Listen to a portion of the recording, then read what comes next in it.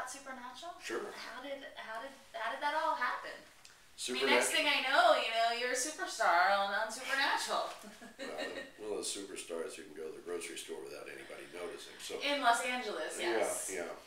It's a.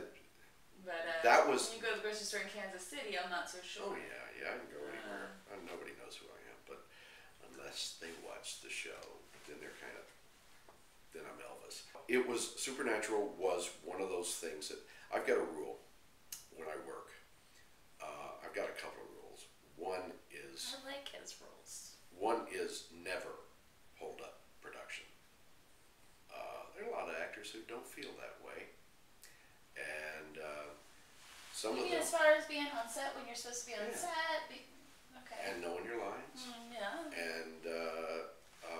And just in general being there for them. Your job is to make production go as fast and as well as possible.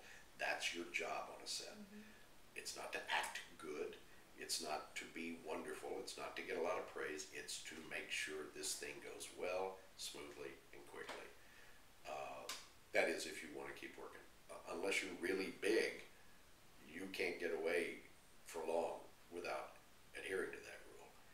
Well, and the other rule I have is to always make people want to work with me again.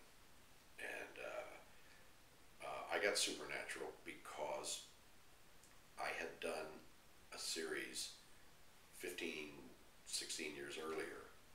I had done a recurring role on a show, and when my name came up just for an audition for Supernatural, the executive producer of Supernatural, who was the executive producer on that show 16 years ago, said... Can we say which show that was? His name, it was called Reasonable Doubts. Okay, Reasonable Doubts. Back in the early 90s.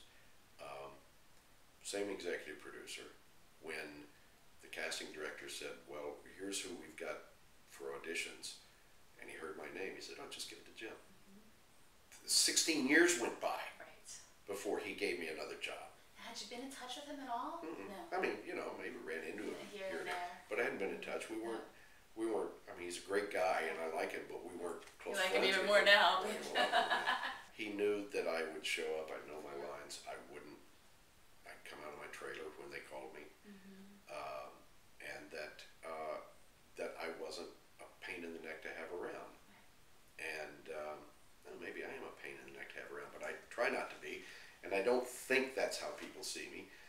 And I've been on set with you for 3 seasons. No. Okay. Well, then it's working. I see people's faces light up when Jim comes on set. So no, for real. Well,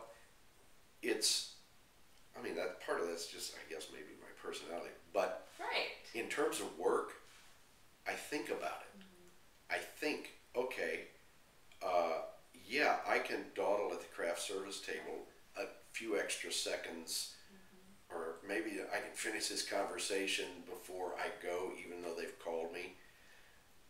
No, they're going to call me twice, and that's going to be because I held them up.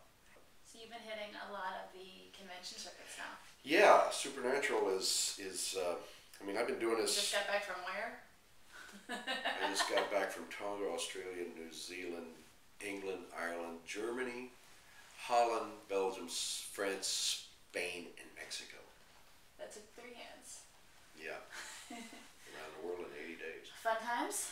Yeah, it was fun. I mean, the fan conventions are new to me, relatively new to me, because I've been doing this job for 38 years professionally, and it's only in the last 4 or 5 years that anybody cared, because in the sense that there's a fan base for Supernatural that is unlike any other show I've worked on, and